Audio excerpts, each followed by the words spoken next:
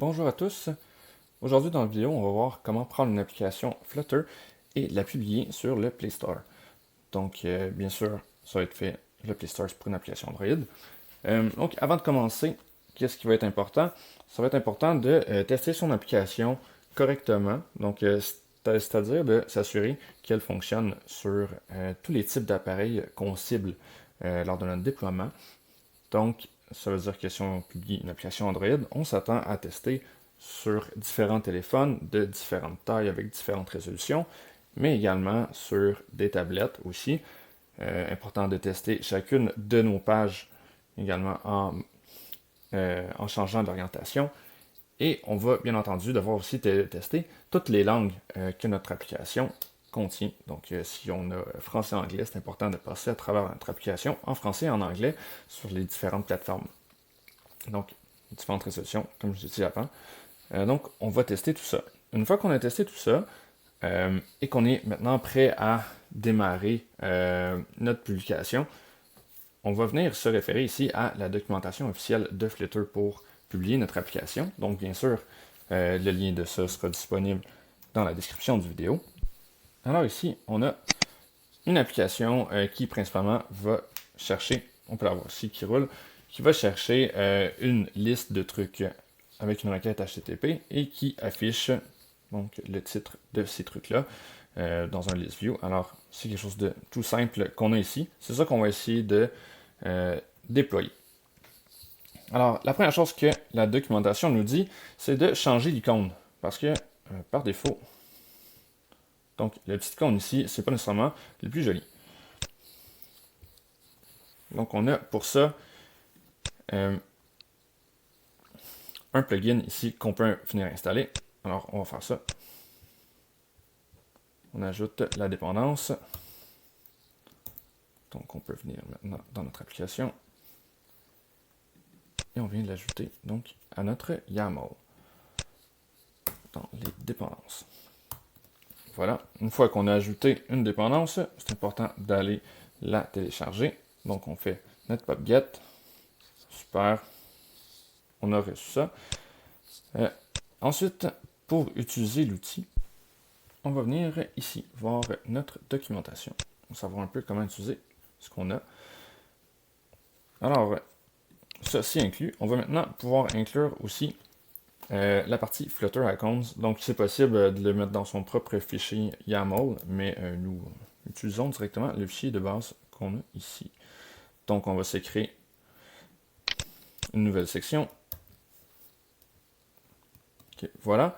Donc là, présentement, ce qu'on lui dit, c'est d'utiliser le fichier icône.png dans le dossier icône qui serait dans le dossier assets. Donc, rien de ça est créé pour nous. Alors, on va venir créer ces dossiers-là. Donc, assets. Oups, c'est mieux si vous mettez pas de faute d'orthographe.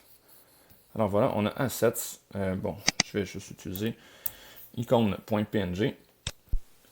Alors, on se regarde tout ça. J'avais déjà prévu le coup, alors j'ai déjà copié mon icône ici. On va pouvoir l'ajouter.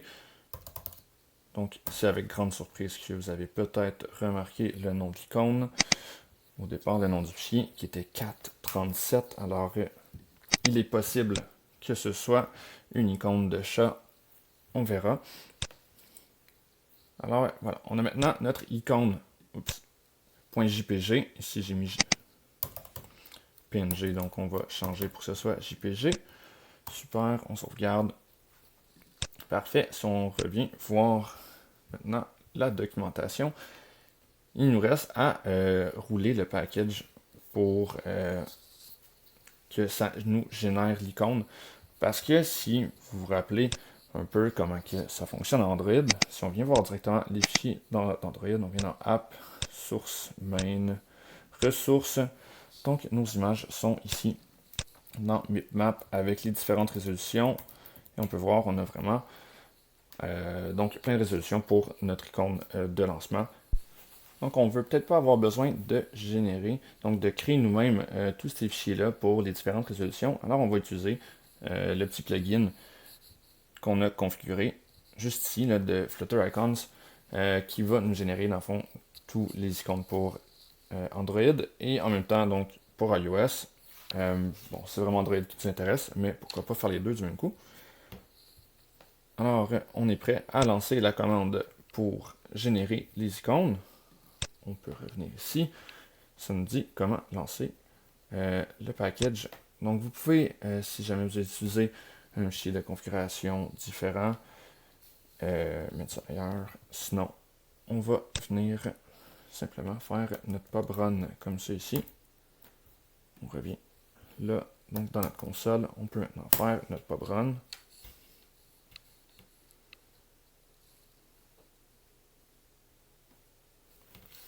Et voilà.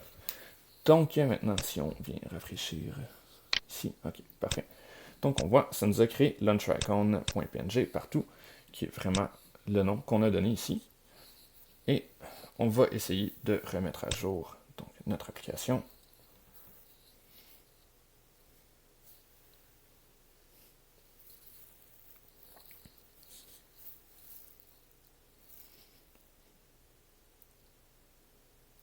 Ça ne devrait plus être long.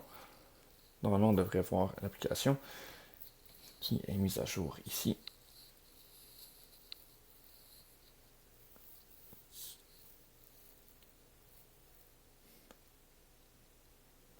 Et voilà, donc vous avez bien vu la magnifique icône. Donc, qui est maintenant devenu un petit chat. Donc, c'est merveilleux. Ça fonctionne jusqu'à maintenant. Alors, passons à la deuxième étape. Donc, parfait. Alors, Enabling Material Component, on n'a pas besoin de s'en occuper tellement jusqu'à maintenant. Donc, la partie intéressante, c'est vraiment, après ça, il faut signer notre application. Donc, on doit créer une clé qui doit rester secrète.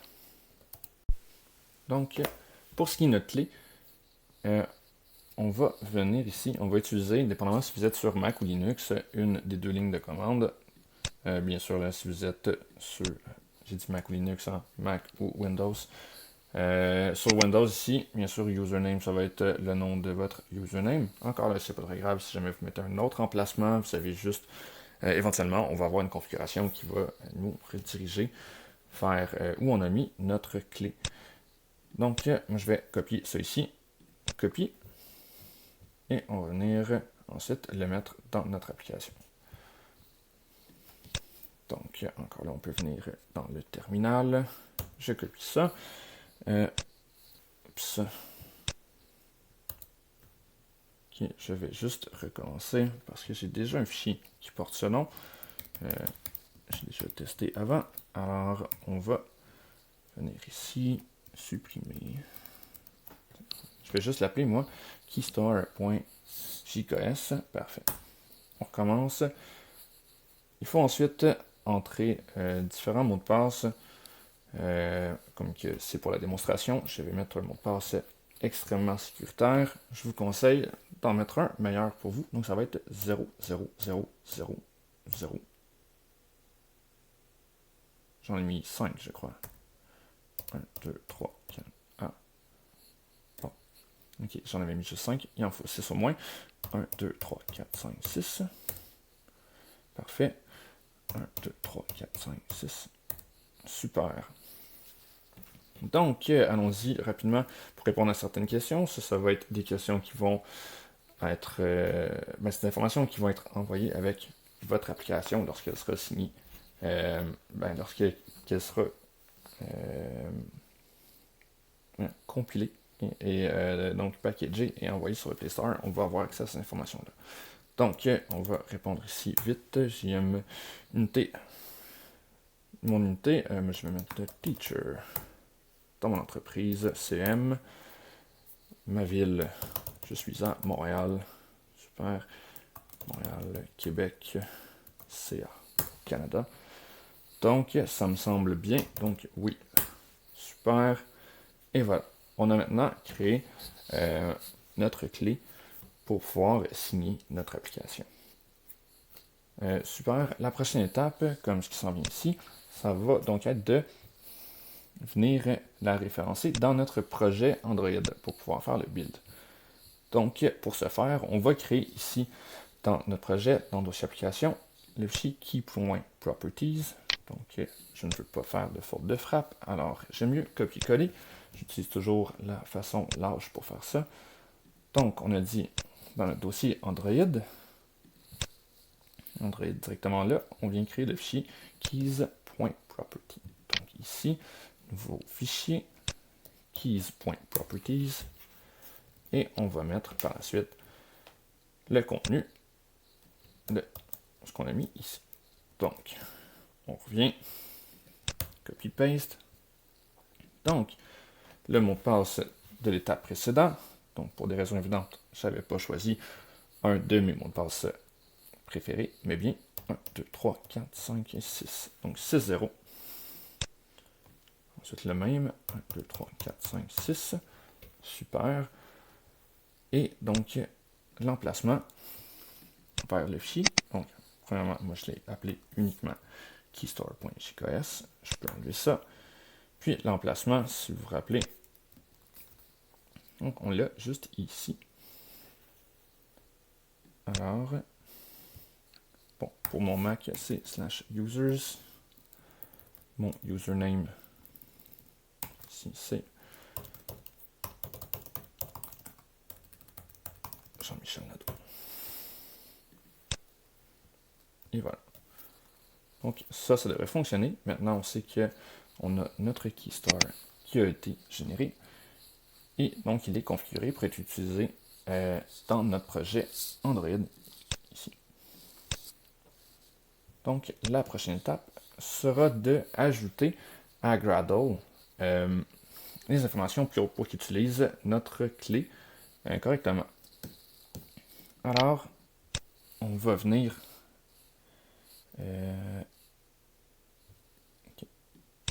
modifier le fichier de build.gradle. Donc, pardon. Alors ici, c'est le build.gradle qui est dans le dossier app. Super. Donc, dans le dossier app, on vient modifier notre build.gradle. Donc, c'est juste avant le bloc Android, on va venir ajouter notre bloc ici.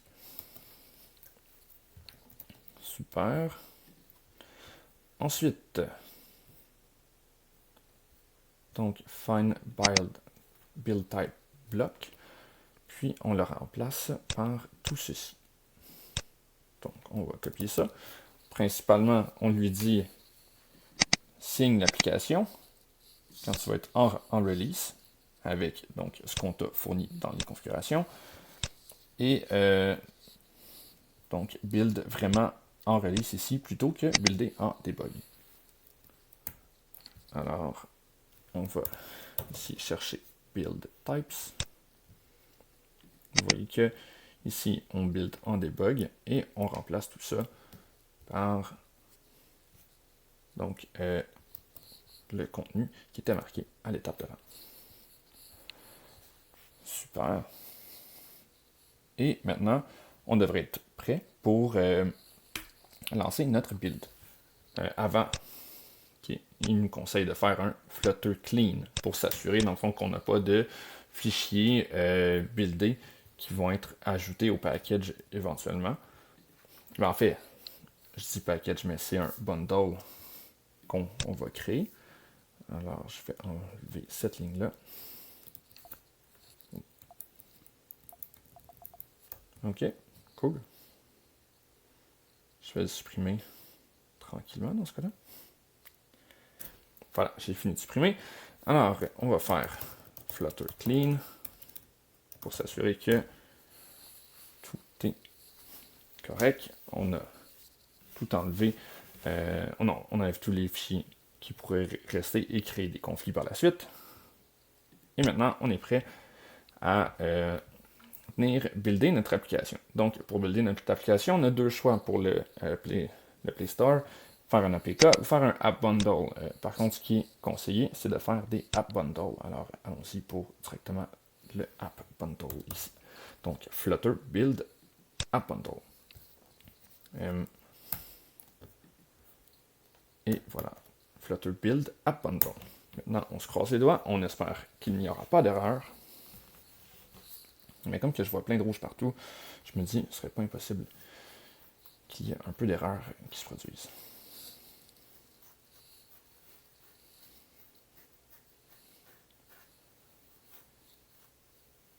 Ok, jusqu'à maintenant, ça semble bien.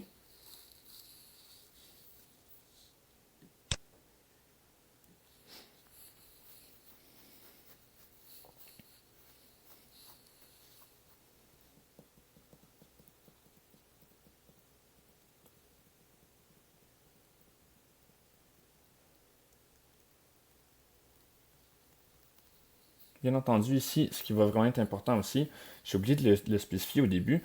Bon, moi on voit que le build, c'est bien fait. Les choses qui peuvent arriver à ce stade-ci, c'est si vous avez mal configuré votre JDK. Donc c'est important d'avoir la bonne version du JDK, donc de Java, la Java JDK. Si vous avez pris la Java JDK 16, moi c'est ce que j'avais au début, ça ne fonctionnera pas parce que la version de Gradle qui est utilisée avec les projets Android, c'est la version 4. Quelque chose. Et la version 4. Quelque chose marche jusqu'à Java, la JDK 11. Alors, au lieu de prendre la JDK 16, prenez la JDK 11 et à ce moment-là, vous pourrez faire votre build correctement. Si le build ne fonctionne pas encore, c'est sûrement que vous avez mal configuré votre variable d'environnement Java Home. Donc, allez faire une petite recherche Google pour savoir comment bien la configurer. Principalement, il faut ajouter Java Home dans les variables d'environnement du système. Puis donc, ajouter aussi le chemin vers le fichier bin de Java dans votre path système. Une fois que ça c'est fait, on a notre application ici qui va être compilée. Donc, dans nos builds,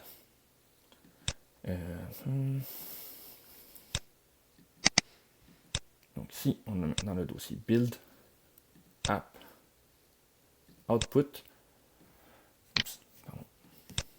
output, bundle, release, et voilà, on a notre fichier ici qui est prêt à être envoyé sur le Play Store. Donc, avant d'envoyer notre application sur le Play Store, toutefois, il y a certaines choses qu'on doit revoir. Alors, premièrement, on doit revenir dans voir notre Android manifest.xml. Okay, on va venir voir ça. Qu'est-ce qu'on a là-dedans? Entre autres, on a donc le nom de notre application dans Android Label. On a aussi nos permissions, comme que c'est une application qui va utiliser Internet pour aller chercher des petites données. Ça va être important de mettre la permission d'utiliser Internet, bien entendu. Alors, on va venir voir ça. Oups. Le chemin, donc c'est ici Android App Source Main. Donc, Android App Source Main. On va trouver notre manifeste ici. Parfait. Alors, qu'est-ce qu'on veut là-dedans? Android Label, si je ne me trompe pas. Donc, Android Label, le nom de l'application. Appelons ça maintenant démo publication. Super. Donc, autre chose importante là-dedans, ça va être bien sûr nos permissions. Jusqu'à maintenant, on n'a aucune permission.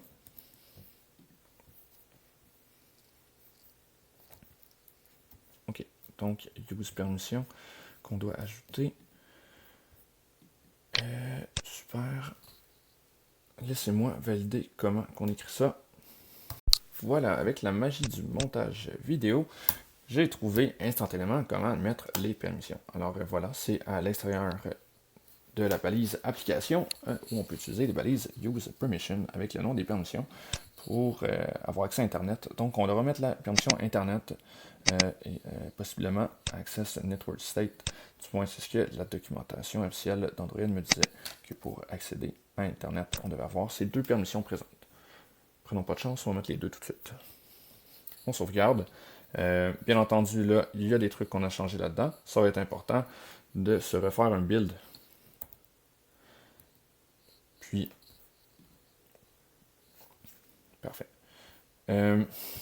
Alors maintenant aussi, peut-être que ce qu'on peut vouloir faire, revoir donc nos configurations. Donc, Application ID, on va trouver ça dans notre fichier build.gradle dans Android App. Oups. Donc, on vient voir ici Android App, build.gradle, celui-là ici.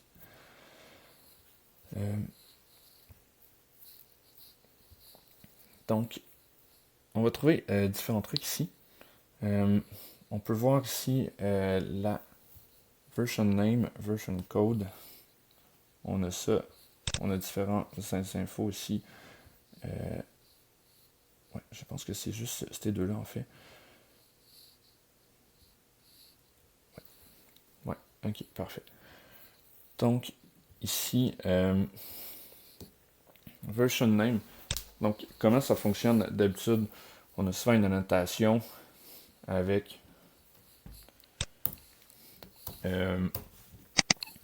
trois numéros de version. Donc, on a ici le premier numéro qui est des changements majeurs. Ensuite, souvent des changements mineurs. Et à la fin, c'est vraiment pour des fixes, donc pour réparer notre version qu'on a augmentée. Alors, commençons avec la version 1, ça devrait être correct, quelque chose comme ça.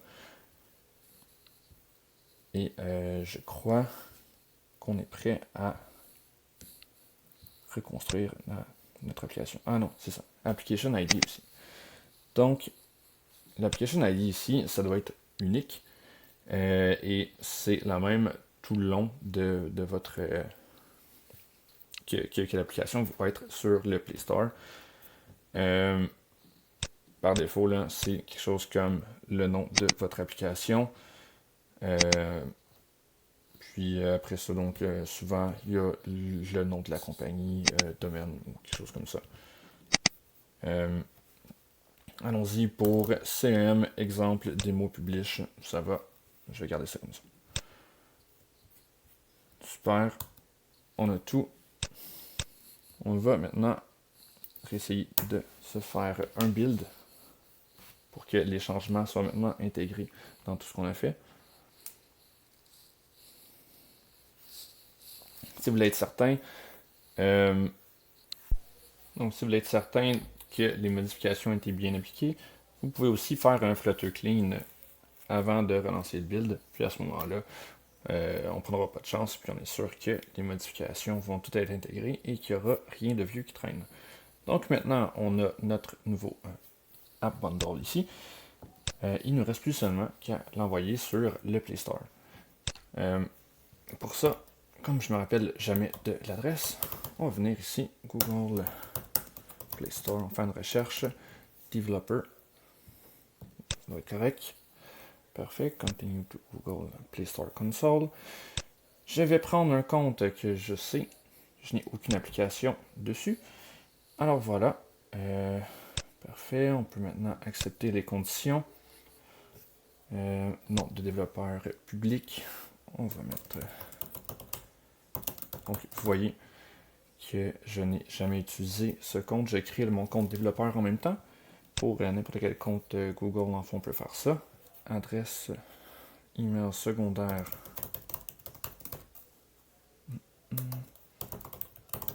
Voilà. Numéro de téléphone. Donc, je pense que là, je vous reviens après avoir créé le compte. Donc, re-bienvenue. Comme vous avez vu, malheureusement, pour utiliser le Play Store, il faut payer. C'est 25$, mais ça vous donne droit à un abonnement à vie. Donc, j'ai dû changer de compte et prendre donc, mon compte sur lequel j'avais déjà un abonnement, mais sur lequel j'étais déjà développeur Google. Malheureusement, ici, j'ai déjà le démo. J'espère que ça va fonctionner quand même, parce que tout à l'heure, durant que je faisais des tests, j'avais déjà publié l'application et bon, le tout a explosé un peu en chemin. Donc, on va essayer de le tout exploser, je veux dire, l'application pour capturer mon écran et faire mes vidéos, donc a fermé de façon subite. Alors je vais recréer une nouvelle application. Là, si vous avez vu, revenons, on peut venir là, directement dans le tableau de bord. Ici, on a les applications qui existent, dont ma vieille application que j'ai créée en 2012 et qui, depuis, est morte. Voilà. Donc, on va essayer ça. Démo, publication. Ça devrait être satisfaisant. C'est donc une application, langue par défaut, c'est le français, parfait. C'est une application qui sera gratuite. Et il faut accepter ici donc toutes les politiques. Donc, parfait. Oui. Je ne vais pas les lire avec vous, mais si vous êtes sérieux là-dedans, je vous conseille fortement de les lire. Donc, une fois qu'on a l'application, on peut commencer à, si on suit le tableau de bord, donc on peut commencer à faire les tests. Si on regarde ici, là, on a un peu les différentes étapes. Donc, on va faire des tests internes, pour exemple, envoyer l'application pour que notre équipe de travail puisse tester l'application directement en la téléchargeant du Play Store. Ensuite, les tests fermés, on peut imaginer quelque chose qui serait un peu à la grandeur de notre entreprise, donc envoyé à des équipes de contrôle de qualité, à des testeurs. Donc, c'est souvent ce qu'on parle comme des versions alpha. Et ensuite, des tests ouverts, c'est vraiment des tests version bêta, où là, ben, c'est non seulement notre entreprise, mais aussi des personnes de l'externe qui peuvent tester. Donc, pour avoir un plus grand nombre de tests et essayer de trouver donc les trucs qui pourraient causer des problèmes majeurs avant la sortie officielle de notre application, donc avant que ça tombe en production. Ici, on va juste faire les tests internes, puisque de toute façon, c'est ce qu'on nous propose ici. Donc, on va venir commencer par ajouter des testeurs. Alors, on peut se créer des listes de distribution. Malheureusement, on voit que, comme que j'avais déjà préparé la démo avant, j'ai déjà des listes. Alors, on va faire une nouvelle liste. Donc, testeur. Il y en aura un seul, donc du démo. Parfait. C'est nous. Alors, je vais mettre mon adresse courriel. gmail.com. On appuie sur Enter. Et voilà, ça c'est ajouté. Ça, principalement, c'est tous les utilisateurs qui vont être autorisés à télécharger notre application sur le Play Store. Alors, on peut enregistrer. Parfait. Ça va nous créer une nouvelle liste. Puis on va publier à celle-là. Bon, c'est sûr que si on a plusieurs listes de distribution, on pourrait tous les sélectionner. Mais là, bon, il y a juste ça qui nous intéresse. Une fois qu'on va avoir sauvegardé et que notre application va être prête à être déployée, on va pouvoir venir chercher le lien ici. C'est le lien qu'on va envoyer à donc, notre liste de distribution. Puis ça va nous permettre de télécharger directement l'application à partir du Play Store. Donc, une fois qu'on a ça, on peut venir créer notre version ici. Donc, on va venir téléverser notre application. Je vais juste être sûr que c'est bien la bonne. Démo publish, parfait. Donc, on était dans Build, App, Output, Bundle, Release et App Release. Parfait, notre App Bundle est ici.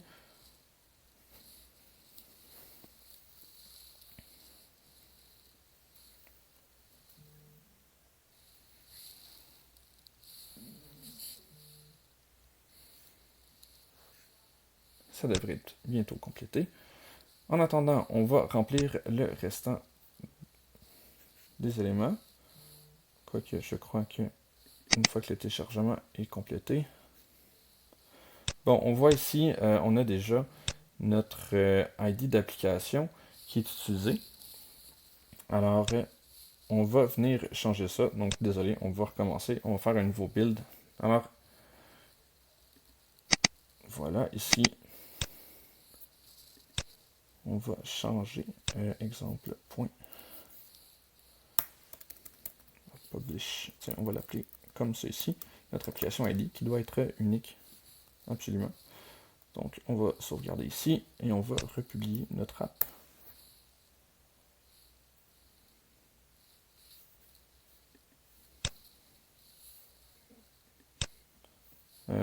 Truc qui pourrait être intéressant. Attends un peu, département info. Juste revenir voir sur ce qu'on disait ici. Donc, on va regarder la documentation officielle. Je crois qu'on peut faire mieux parce que là, notre bundle fait 16 MB. Si je ne me trompe pas, on peut faire quelque chose de plus petit. Et en même temps, si on remarque ici, on voit qu'il y a eu plusieurs rapports de bugs qui nous disent que si on fait un app bundle, on devrait peut-être ajouter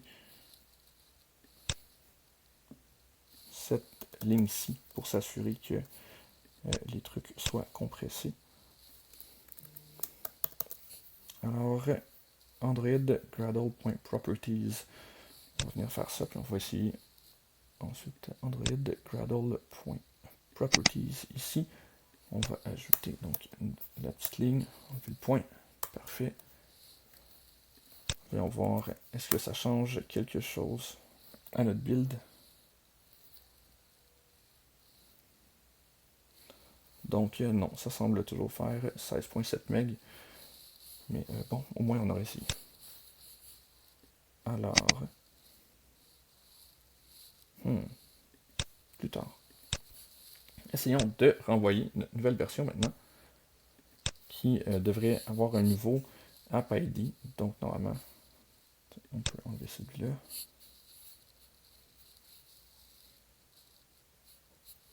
Donc normalement, là, ça devrait fonctionner. Parfait. Et on voit que le nom de la version s'est ajouté tout seul. Donc la version 1. Super. Donc on peut enregistrer ça. Et passer en revue. Donc là, on va avoir une erreur. Je pense que c'est quelque chose qui est nouveau parce que il faut dire si notre application elle va se servir à faire des trucs là, pour la COVID, donc faire le suivi des gens ou ainsi de suite. Donc, comme que je crois que c'est nouveau, j'ai pas encore trouvé l'emplacement où on peut le trouver sur le côté, mais si vous êtes en anglais, il faut aller taper ici App Content. Si vous êtes en français, c'est contenu de l'application, mais on réussit à le trouver quand même. On peut venir ici et ça permet de configurer un peu qu'est-ce qu'on va voir dans notre application. Et à la toute fin, on peut dire si notre application a un lien avec la COVID. Dans notre cas, il n'y a absolument aucun lien. Donc, mon application n'est pas une application de suivi des contacts ni des résultats de tests de la COVID-19 accessible au public. Donc, on peut maintenant enregistrer ça. Et si on revient donc à notre tableau de bord, donc on est toujours dans démo publication, parfait. On peut revenir vérifier ici, donc Rollout and Review, et on voit que notre erreur est disparue. Super. Alors, on va pouvoir commencer le déploiement du sous-ensemble des tests internes. Donc là, comme ça ici, on fait déployer.